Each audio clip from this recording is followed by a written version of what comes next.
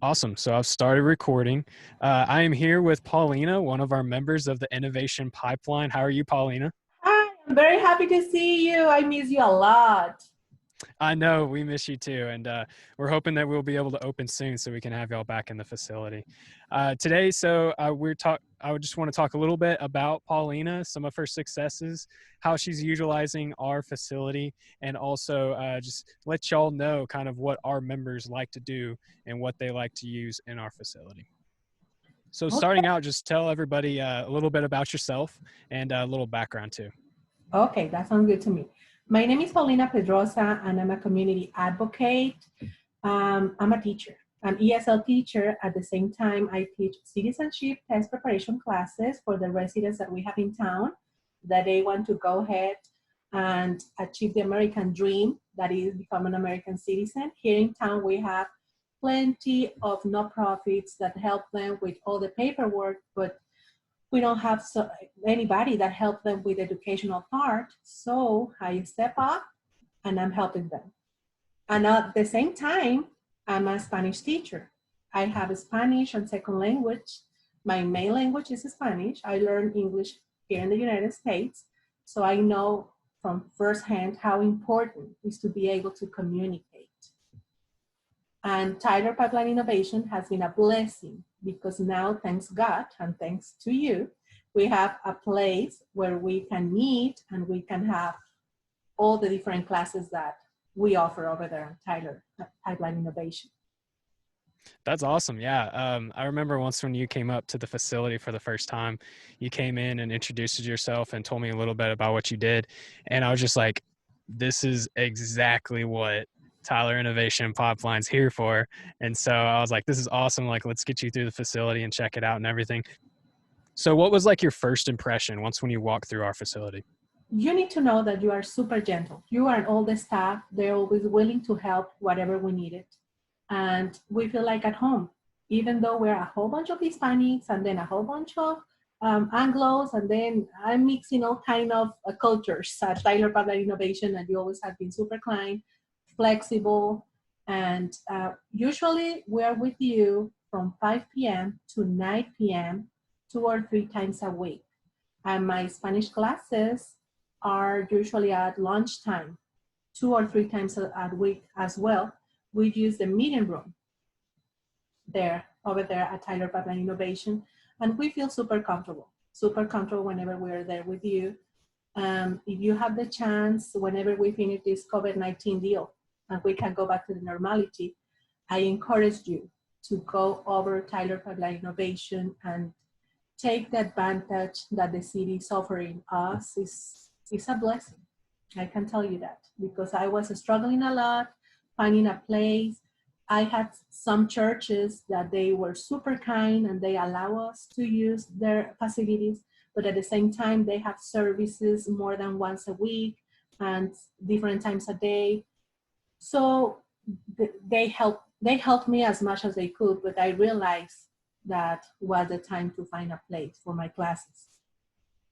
Yeah, definitely. You need to be able to have your own space that you can use and utilize when you need it. And so that's awesome. That's great to hear that y'all feel comfortable coming in here using our space and everything. So And the meeting room is great because I have a huge board that I can use for my different classes. And then we have a TV where I can, if they have any question about the 100 civic questions for the citizenship test classes, I'm able to use the TV, and it's super comfortable. They feel comfortable. That is my main concern. If they're comfortable, everything is okay, and they have never complained at all. They miss you as I miss you as well. that's awesome. Yeah. So during this time, are you still able to conduct your classes and teach those people?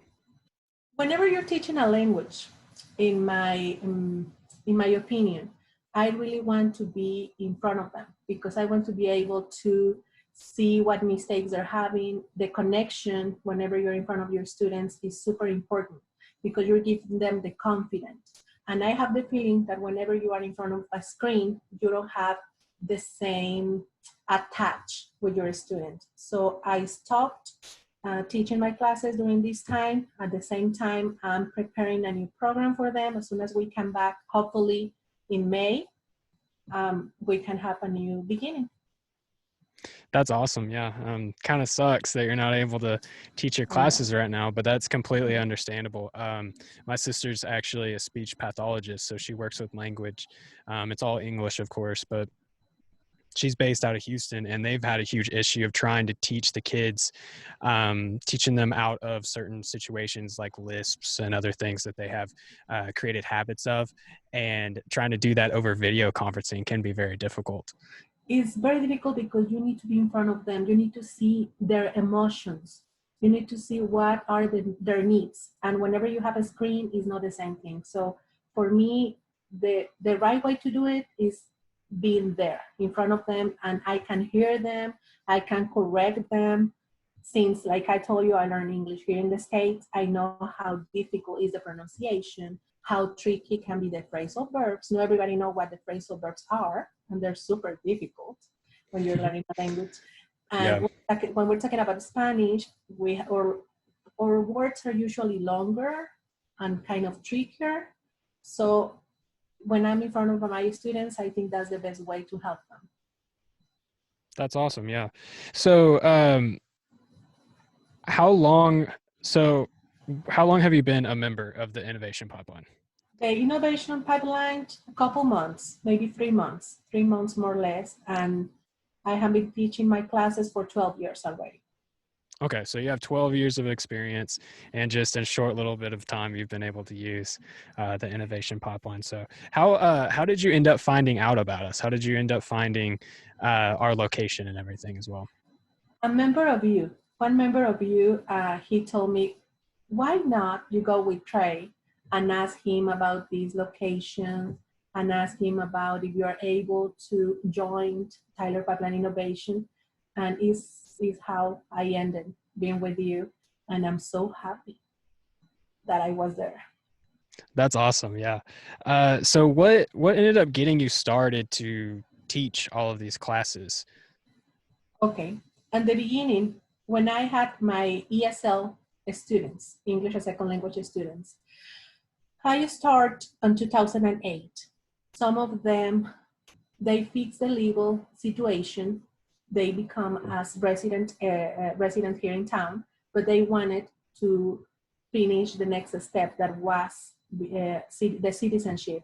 So they asked me the favor. And what I did, I sent them over to the Hispanic Center, the Catholic Charities, but I didn't know that the nonprofits here in town, maybe they didn't have the time, or they didn't have the tools, or they didn't have the knowledge to teach them the 100 civic questions. In order to pass that test, they need to be able to know that 100 civic questions. So they asked me the favor, and I start a year and a half ago with 7 students. And then next month, another 12. And then the previous month, the next month, like 12 more students. By this time, more or less, I have served 325. Yeah. Oh, wow. Yes, and I'm so happy whenever they send me their pictures, the naturalization title, the certification. I feel like a little of that happiness belonged to me because I was able to help them. We didn't have a place, but now, thanks God, we have a place. Yeah, that's incredible. Over 300 people. They want to do the things in the right way, but they don't know how. We Yeah. we want to do the things in the right way. We want to help our city of Tyler because we love our lovely city, but we need some resources that we are not able to get, even this far.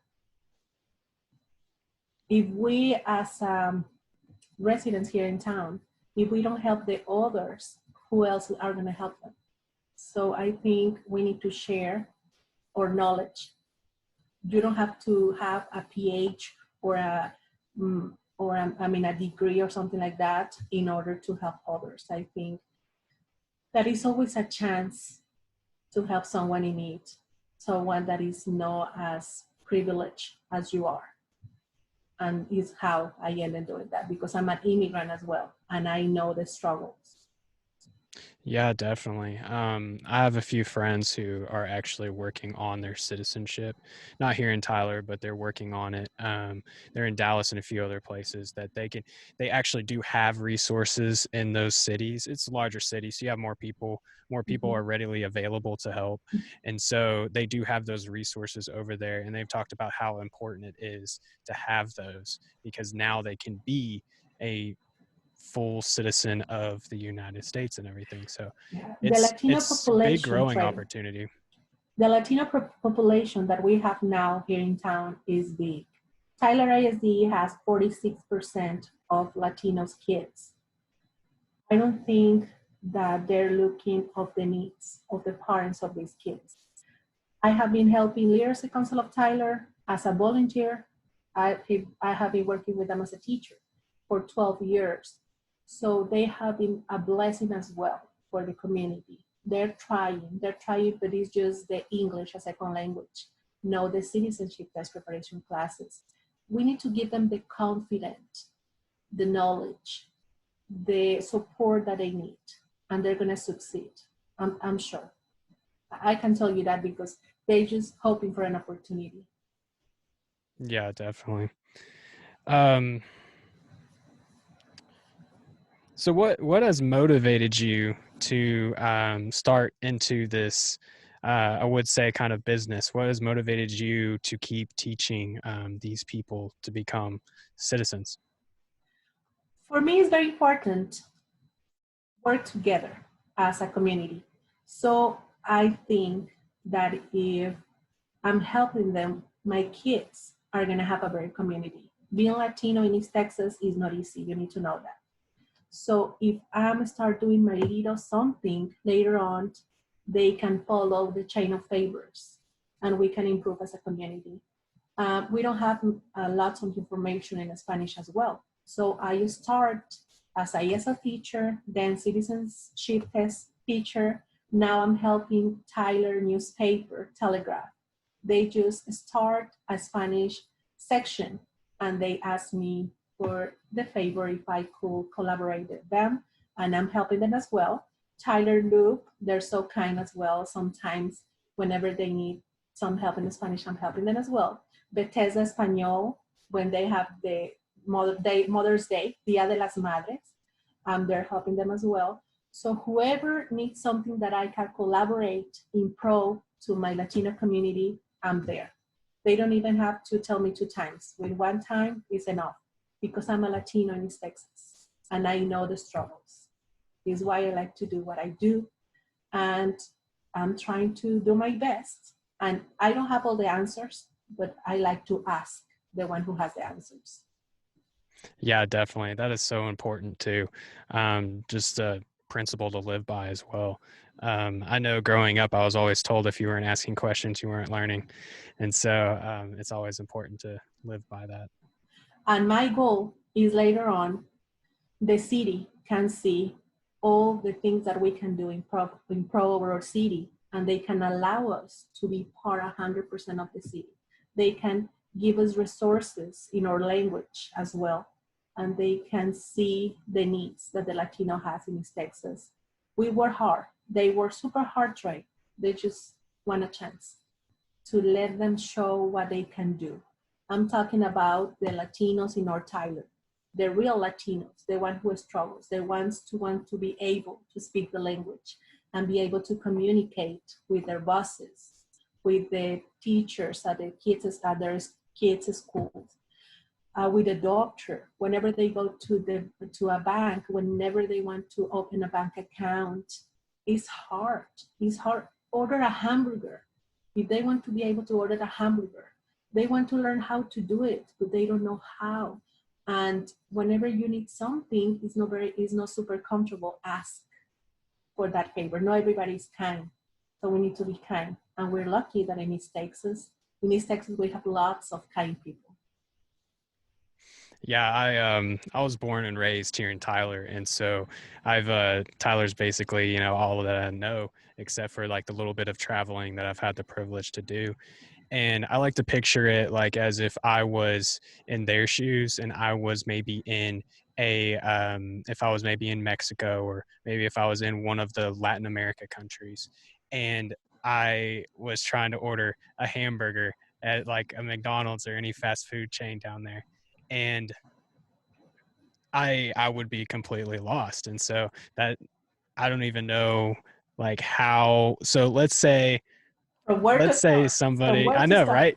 There's so many things that are so important, because even just adapting to like the idioms in the English language, just like Mhm. common sayings that people say, and especially Texas. I mean, we have so many of them. We have so many of the idioms and old sayings that people have said throughout the years that, if you really sit down and look at them in a formal English language way, entirely do not make sense unless No. you know the context behind it. So Yeah. what challenges do you have to overcome in teaching the English language in a setting like East Texas? The first one, I think the most important one is that the people, they feel frustrated.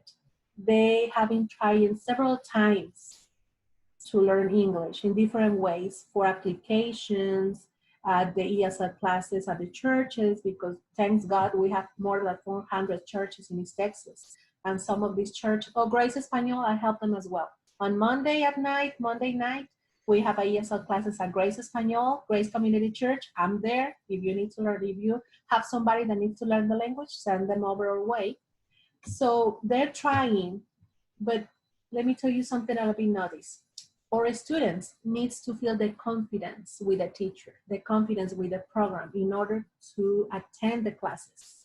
If they don't feel they attached, they work very hard trade, 12 hours or 14 hours a day.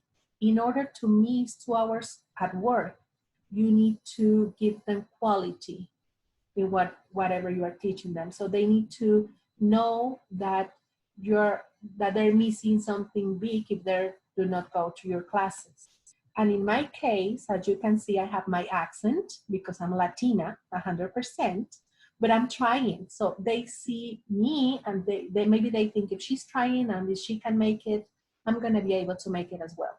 So they feel comfortable. Not because I'm the best. I'm sure that we have wonderful English teachers and wonderful Spanish teachers, but maybe I have the sympathy because I know the struggles. I know because I live the same struggles now and before, and I'm still improving, and I'm here after several years. This is a long time learning process whenever you want to learn a language.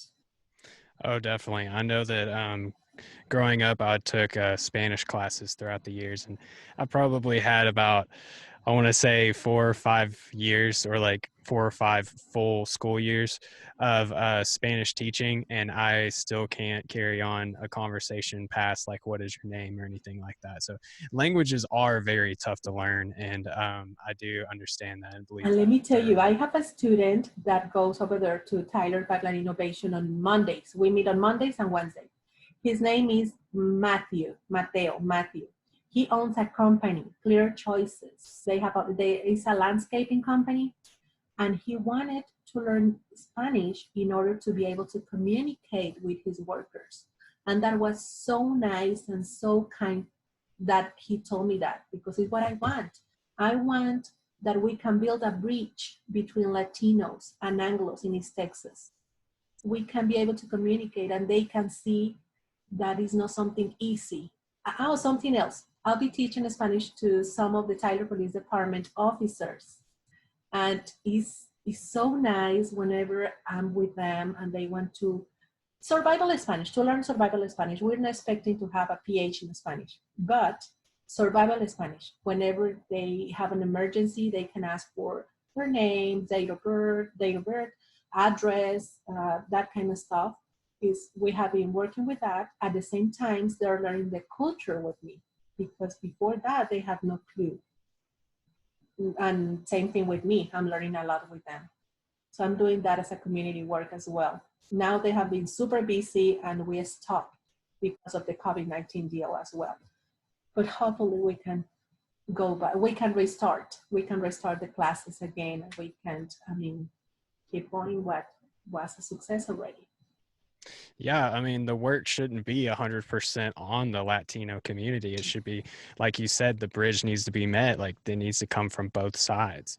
And Both so, sides. And that's incredible about Matthew. we are in the same boat. We're in the same boat together. So here, in order to succeed, we have to work together, and that's my goal. I want to be that bridge. I want to have Spanish as second language as we have English as second language. That way, later on, um, we can feel comfortable in either one or the other language. That is the way that we're living right now, and this is Texas. Most definitely. And I've seen throughout the years of me studying economics in classes and other things like that, the Latino community is not only growing in Tyler, Texas, or East Texas, but that is All growing over, generally all across over, Texas as all well over. Yeah. as majority of the southern half of the United States. And so, what kind of changes do you think you will see for the better for the Tyler community if the Latino community is growing and becoming stronger? I think if it's not only the language, the culture. If we understand both cultures, if we are able to be more patient, if we are able to understand the challenges that either one or the other culture have, it's going to be very convenient because we're going to tolerate what is going on right now. We can be kind. We need to be kind with any race, no matter if we're talking about blacks, we're talking about browns, we're talking about whites. I mean, whites here in East Texas, we are kind of a strong and conservative, pretty much. But at the same time, we need to know that it's a reality what is going on right now, and we have to um, we need to to know that is more languages than only English. So this is Spanish, later on maybe French. Open our mind. We have to open our minds and no saying you are here in the United States, you have to speak English. I think now we are in 2020 and we need to know that it's not 100% like that. Yeah, most definitely. And I guess that would just be going along with more people like you and just giving that, you said is ESL, the, ESL. ESL is English as second language, and my goal is to later on have ready the Spanish and second language, SSL, Spanish and second language. Because as we have the English as second language, why not Spanish as second language? yeah, definitely. That's awesome. Yeah. So what are some areas that you feel like, or not that you feel like, but you strive for what you're currently doing? What extra steps are you wanting to put into place to grow and create a more well-rounded curriculum for the people that you serve? I want, let me tell you about the Hispanic businesses that we have in North Tyler, all the Latino businesses. Some of them are my students already. They're learning English, but they want to know more about how to deal with the city. So all the process, all the paperwork, it's important that the small businesses, not only the wealthy Latinos businesses, the taquerias, the little stores, the little restaurants, they want to know more about resources. They want to know how they can help the community, how they can help Tyler now trade with the crisis that we're dealing right now. As soon as we finish this stay at home time, we need to work together as a team. Latinos, Anglos, Blacks, all the races. We need to work together and help Tyler because Tyler will need help. And we're here to help you guys. And I'm sure that Tyler will say thank you because the Latinos, as you know, they work hard. They work hard early morning, all is how we is is how we have all the gardens and landscaping beautiful. They're keeping Tyler beautiful, don't you think? Yeah, definitely, for sure. No, that's incredible, and that's such a good message that we all need to know that we're all from Tyler, and that we're all a part of Tyler, and And we that love Tyler. We love Tyler. Tyler is beautiful. Is the people is so kind and has lots of opportunities.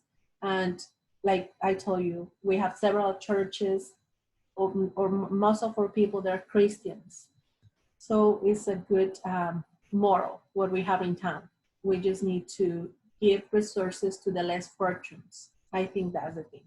The less fortunes, we need to look at them and see what they need and ask them, how can we help you?